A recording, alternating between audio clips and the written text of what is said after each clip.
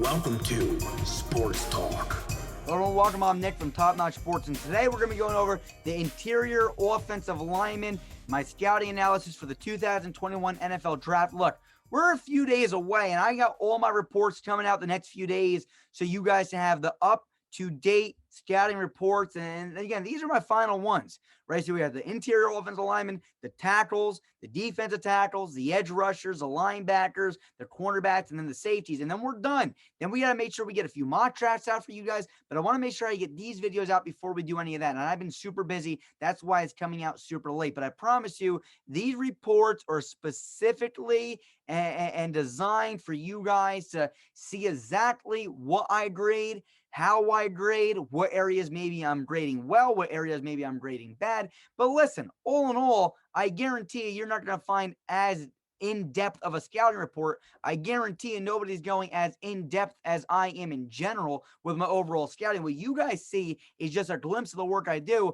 I got Excel sheets. I got Microsoft Word documents. I got all these things, and I put them together, and then I just try to put them on these PowerPoints for you guys to see. So let's hop right into it. My 2021 interior offensive lineman scouting report. Let's go into it right now. All right, so here we go. My 2021 interior offensive line prospects. This is a scouting report, guys. We're here, and I'm just going to jump right into this, all right? There's a few good guys this year that I definitely have ranked pretty high, but I'm not going to show you my track record for past interior offensive linemen because I haven't really done a lot of scouting at interior offensive linemen. I've done it before. I played interior offensive lineman when I was a younger kid, not when I got older because I got skinnier, luckily, but to be honest with you, we're going to just hop right into it. And over the last few years, there hasn't been too many really good interior offensive linemen. Cesar Ruiz, I had him ranked high, right? Quentin Nelson, of course, everyone had ranked high.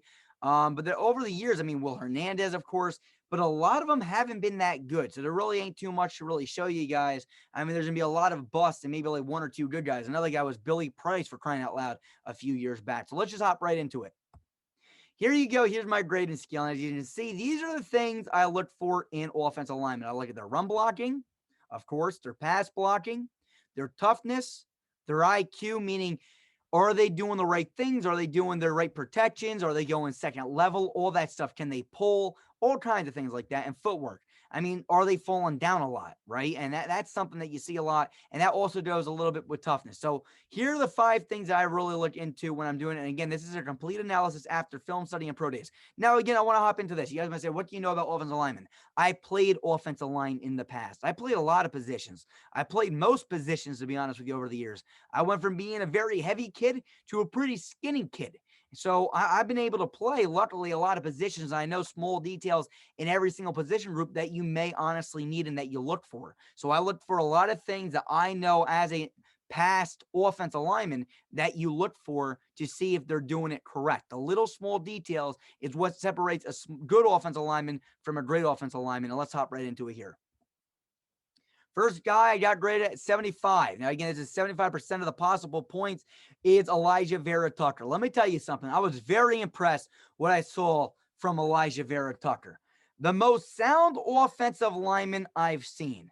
Great pass blocker, good run blocker. He's tough and can get to the second level. He can also pull, for crying out loud. His bench was also very, very impressive. Look at Alijah Vera-Tucker. I mean, look at his strengths and weaknesses. I honestly didn't see a weakness, okay? He's a great pass blocker. He's a good run blocker, okay? He's a tough guy. He likes to punish people and put them into the ground when he can, okay? He can get to the second level. He's a very good puller, right? That means that he can get from point A to point B, whether it's a toss, getting to the outside around the tackles, or in a trap situation where the two guards or center and guard swap roles. And this guy's just really good at doing what he does. And he had a great bench. I mean, he has 36 reps. I think that's the highest out of all the interior offensive linemen. Alijah Vera-Tucker is a real deal, ladies and gentlemen. I would not be surprised if he's a top 15, top 20 pick in this year's NFL draft. Now, again, offensive tackles are definitely higher valued, but again, for an interior lineman, he is the best guy on the board for sure.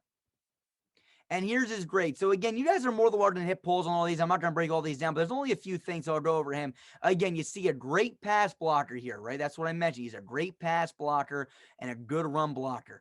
He's tough. He likes to run people into the ground when he can. Again, he can pull and sometimes get to that second level. And he has good footwork. He's not falling all over the place. He stays on his feet and then punishes the defenders. Here's the next guy, Landon Dickerson, okay? And this guy's a center. So at the end, I'll show you, I'll split up the centers from the guards. And again, usually interior linemen can play all over, so centers can play guards. Guards cannot always play centers, like how squares are rectangles, but rectangles are not always squares, okay? So, I mean, a center, they're a little bit more special, that they can snap and then block, right? But then guards, they're very good. I mean, they can sometimes go from right guard to left guard, but they're not as always talented as centers. So Landon Dickerson does rank second just all around, right? I don't give him a higher boost because he's a center. Just when I watched him, basing him off the same 5 grades I watched the other guards, he's the second best lineman in the draft. And here's what I said about him. As a center, this kid is probably the best one in the draft. Seals off defenders in the run game and is great in the pass game. One question is his strength. Got pushed back at times, but was it because of his injury? Going to be a solid all-around player. Like I said, he did get pushed back, right? And could that be because of his injury? I don't know. Again, when I watched him, he did get pushed back a little bit. But again, when you're a center, sometimes you snap that ball back. Sometimes it takes that extra second. And sometimes you do get blown back a little bit. But he was always able to recover, and that's what I like to see. So here's what he's good at. He's great at sealing off defenders in the running game. That means if they're running to, let's say, running to the right here, right? And they're going to the A gap or the 5-6 gap, whatever kind of scheme you run, okay, in football. I mean, everyone calls it differently, but let's look at it from a defensive point of view. The A gap is where the center goes. So here's a center right here, okay? This would be considered the A gap, and this would be considered the A gap on defense. Let's say they're running the ball right here, okay, off of Landon Dickerson's right shoulder, and that would be on the left side of your guys' screen. So if they're running here, it's Landon Dickerson's job to snap that ball and get on this side of the defender. Okay, so he needs to kind of hook him. Okay, or sometimes what you'll see is Landon Dickerson get to him, help with the double team. Okay, so he'll hook him and then bounce and get to the second level and get to the linebacker. And I seen him seal a lot of guys off. So he was able to get to him and hook him to open up that hole off his right shoulder or the left side of your screen in the A gap on this side of your screen. So that's something that Landon Dickerson's able to do, and I really like it. He's a really good in run blocking, and he's a good pass blocker. But again, his weaknesses are, and they're not really weaknesses, but they're just question marks. His strength, he did get pushed back a lot, which is a little bit concerning. But was it because of his knee? I mean, it's possible. So we'll have to wait and see what he can do in the NFL. Here you go. Here's his breakdown. Again, you see run block B+, pass block B+. His toughness is a B. It's a little bit less than Alijah Vera-Tucker. I didn't see him running people into the ground, but that's not, you usually don't see those things from centers. I'll be honest with you. Centers usually need to help with the double team with the guard because they got to do that whole snapping process, right? B for his IQ and B for footwork. Guys, I played tackle. I played guard. I was never good enough to play center. I wasn't able to snap that ball and get off my block real fast. I was really good at getting off the block. I wrestled all those years. Off the whistle, you go, you're explosive.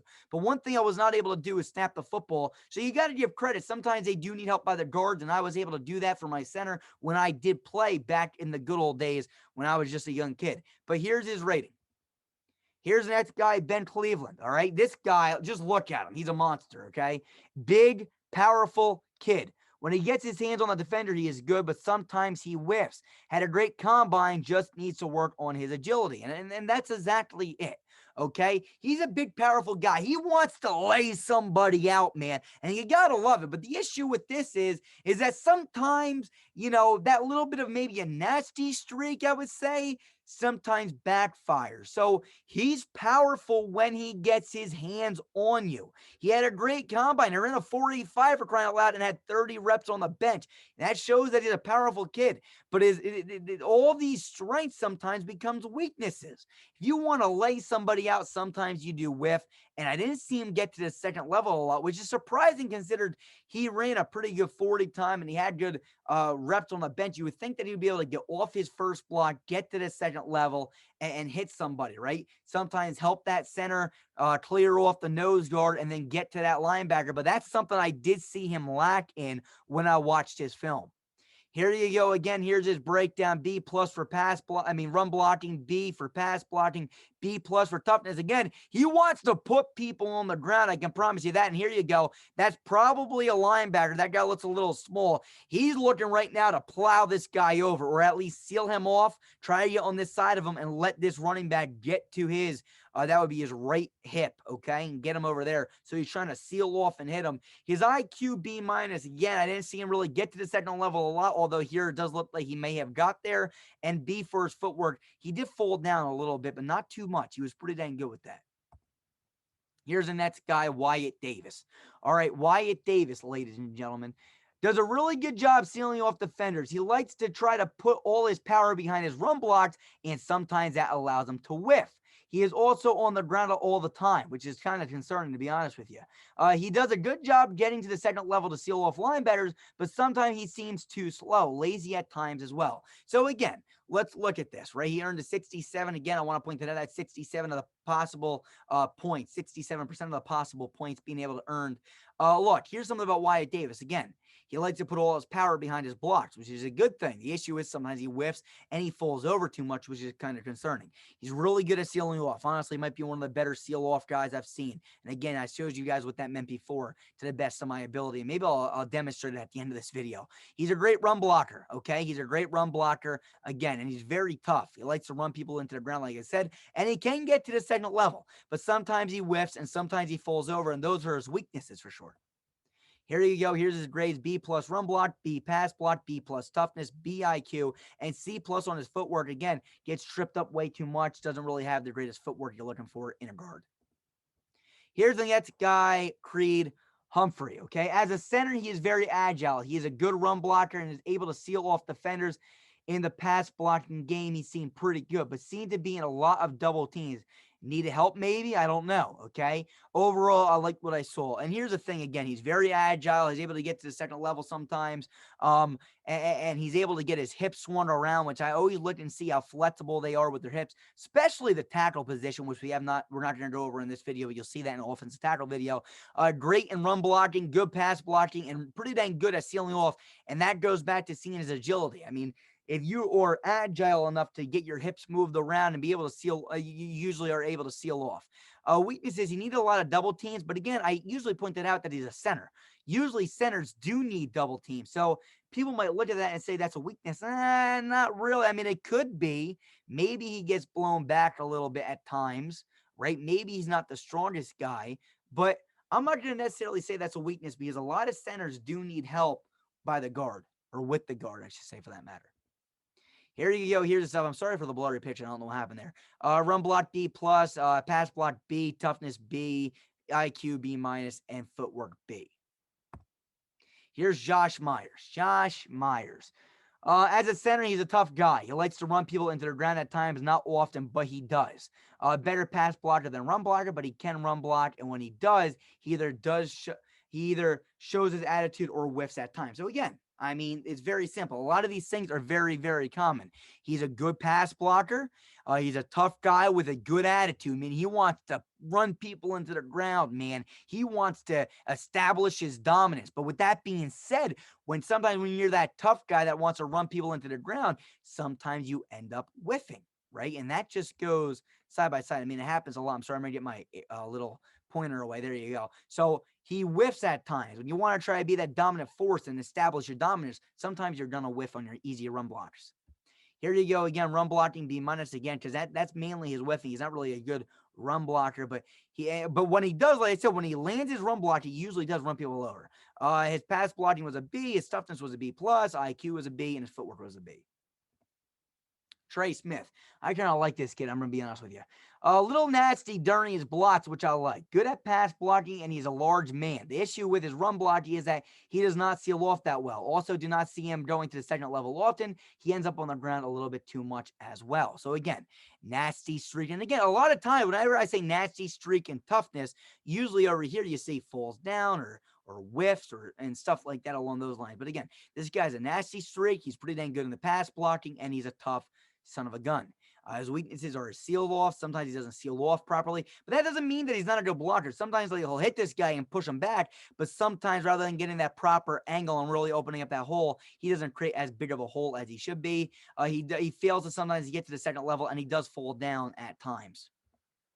Here you go again. You see his run blocking was a B minus. His pass blocking was a B plus. His toughness was an A minus. Again, this guy will run you over. Might be the toughest guy in the draft. IQ is a C plus, and his footwork was a B minus from falling down so much. Here's the next guy, Drake Jackson, and he's a center for you guys that don't know. A undersized center that is not really the most agile guy in the world. He is pretty good with getting to the center level, but does not seal off as well as some of the others do. So again, what are his strengths? Well, he's a good run blocker ultimately, and he can get to the second level. The issue is his size. The guy's 6'2", 293. 293. That's a little questionable to say the least. Again, not too many flaws in his game, but that size is definitely pretty dang concerning. Here you go again, and nothing too great either. Again, pretty dang good IQ for getting to that second level, but his run blocking and pass blocking, both a B and a B minus. B minus toughness, doesn't run people into the ground. Again, that might be due to his size. I mean, he looks like a pretty smaller guy, but yet he is a little plumpy. I'll be honest with you. This guy ain't the fastest guy in the world. He's not very agile. He just runs in a straight line. Pretty good IQ, does get to the second level at times, and has pretty good footwork, doesn't fall down a lot. Here's the next guy, Deonte Brown. I'll be honest with you. This guy's a little concerning in the fact that he's a little oversized, if you know what I mean. A little plumpy. Weight issues, to say the least. I noticed, and the first thing I wrote down was this. I noticed he has weight issues, which is concerning at the college level. How many times have we seen guys that have weight issues not pan out? I want to make sure that this guy, I'm really waving a red flag here. I mean, he's a pretty dang decent blocker. But again, weight issues are kind of an issue. I mean, this guy was 344 pounds after he lost weight. This guy was like up to 360, 380. I mean, a 400-pound lineman, that might sound all good, but it makes you lazy. It makes you whiff blocks. It reminds me of a Trent Brown, but a guard. So guards, all your job is to kind of run forward and block. It's a lot easier than tackle. You don't got to be as agile. But the laziness is definitely kind of concerning. So here we go. He is good when he gets his hands on his defender, but a lot of film shows he whiffs a lot in his blocks, whether it's in the pass and in the run game. So again, he's a tough guy. I mean, he likes to run people over, and he's good when he gets his hands on you. But the issues are his weight issues. He's 344 pounds right now. He whiffs in the pass and run game. I mean, again, he's good when he gets his hands on you, but a lot of times he whiffs completely in the pass and run games. And when he doesn't get his hands on you, well, guess what? They're going right through him. They're hitting the quarterback or getting to the running back in the backfield, and he's lazy. I mean, again, weight issues, lazy, it all goes hand in hand. Here you go. Run blocking a B minus. His pass blocking is a B. His toughness is a B plus. IQ is a B, and his footwork's a B. I mean, the guy, again, definitely, I would say a little plumpy. Again, you can be large in the NFL. I mean, look at his legs. He's a big guy. You can do that. Just concerning a little bit that he's as large as he is right now. Again, here he doesn't look too bad, but there, I mean, he's looking a little bit out of shape. They just got to make sure they keep an eye on his weight, or else you're going to turn into a Trent Brown who blows up to 400 pounds. And it was unfortunate. Here we go, Aaron Banks. All right. A large guy who's not the most agile. He didn't do quick pulls, but he is not very quick. Again, so what does that mean? Okay. He didn't do really quick pulls, meaning he can do a little quick trap, right? Where him and the center swap lanes and do a little tiny trap move. Or pulls, right? He can do a little bit of a puller, right? A good quick puller, but he's not really fast, meaning get to the second level and stuff all the time.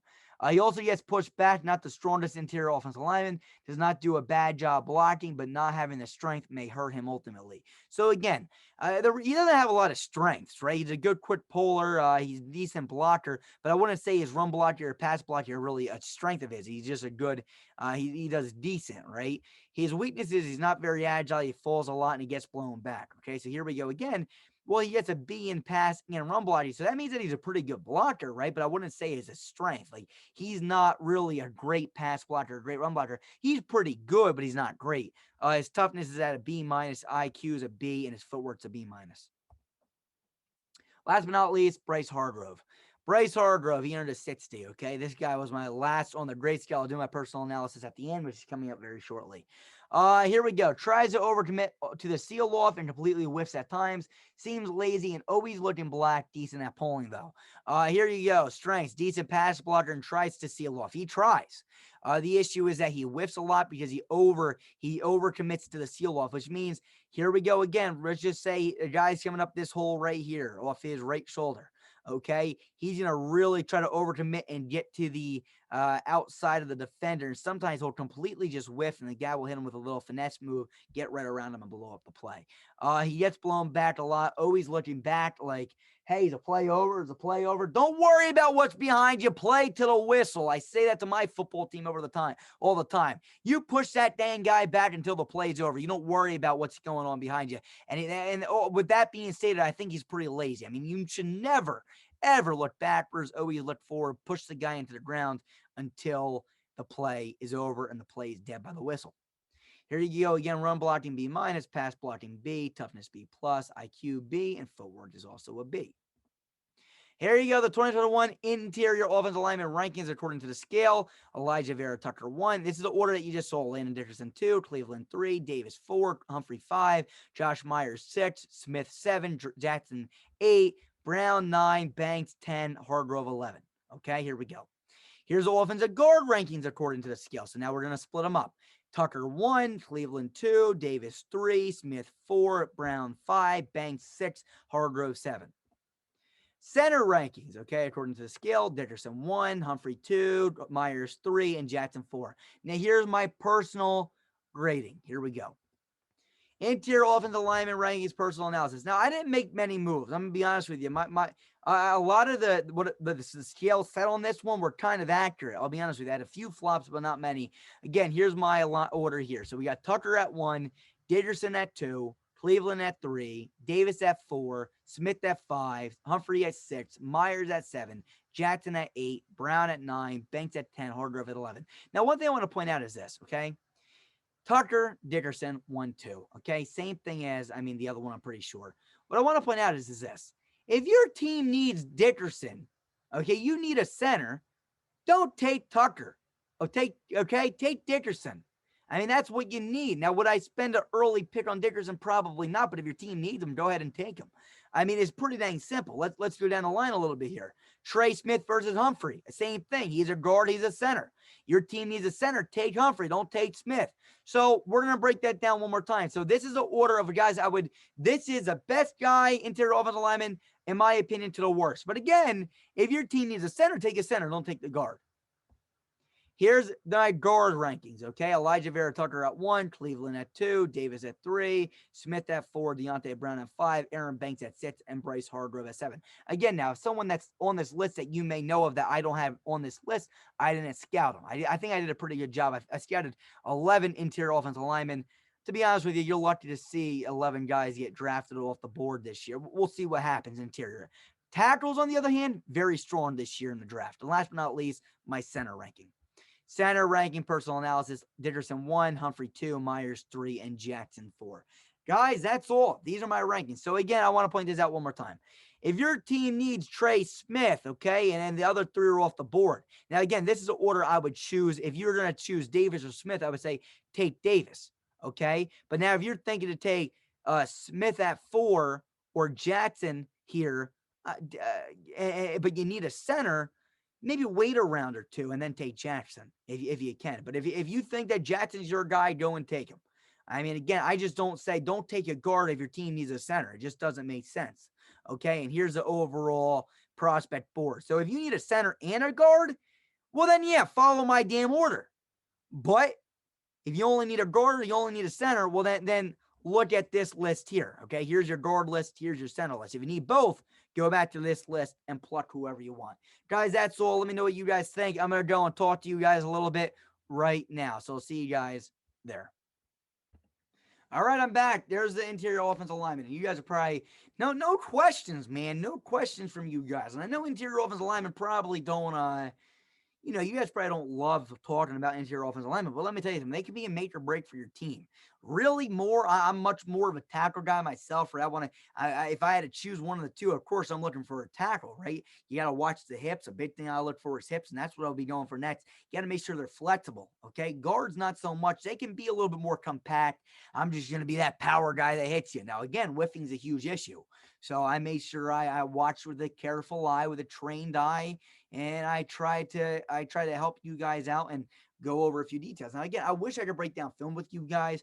The issue is the copyright concerns. And if you guys want to ever break down film, just contact me via social media on Instagram. You can contact our social media page on Instagram, Top Notch Sports, say, hey, Nick, I want to break down film. I want to look at this. I'll be more than happy to sit down. And if you disagree with me, I'll show you exactly what I'm talking about. And not only that, just rankings in general. I mean, if you guys want to go down and sit down and watch people with me, I'm more than willing to break it down with you guys and talk about and show you exactly what I'm seeing. I just can't do it on video. So I'm more than willing to. I'm a film junkie myself. I like watching it. That's the easiest part. I wish I had somebody, one of you guys out there, that would make these dang PowerPoints for me. That's the hardest part. It's making these PowerPoints.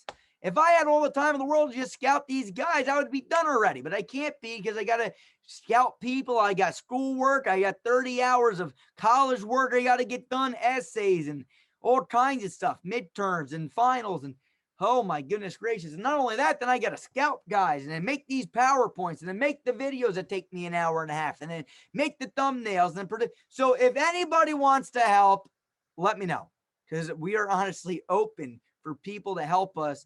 Just do something. I mean, make the PowerPoints. I'd be happy. I'll give you all my grades. I'll do everything, but we'll see what happens. We're looking for partners. Again, another thing I would love to do is partner up with you guys and get maybe a Raiders guy, maybe get a Chiefs guy, a Eagles guy, whatever it may be, and get one from each of 32 teams to represent your team and have a mock draft, right? I would love to do the Raiders, but I want to be an unbiased guy and just break down the film, right? Let's just say that we got, now I'm going to name some big YouTubers here, Sanjit, and then you got the Entertainer, who's a Giants guy, and Sanjit, Entertainer, who's a Giants guy, and Sanjit, who's a Raiders guy. And I don't want to mention the old Eagles guy that I know, but I'm sure there's another Eagles guy that knows the Eagles and would break down and we got 32 guys, and we all sat down, and Top Notch Sports ran it, but they did the mock draft. They did their little mock. And after each pick, me and my group of specialists would break down the pick. I think that would be an awesome way to do a little mini mock draft, first round for that matter, with everybody. And I think that would have a lot of views, but we'll see what happens. So we'll see what you guys think. Let us know in the comment section below what you guys think about these offensive linemen. I'm sure this video won't do that good. Listen, I spent a lot of time, and I know we don't get a lot of views, but I do like this for my personal record, and I'm very, very sure I'm doing a good job, or else I wouldn't be putting these videos on here. Why would I put my track record and make these videos if I think I'm a terrible scout? I've been pretty good over the years, so that's why I throw it out on the table. I'll see you guys soon. Peace. We are built better. Offensive tackles coming soon. See you guys soon. Peace.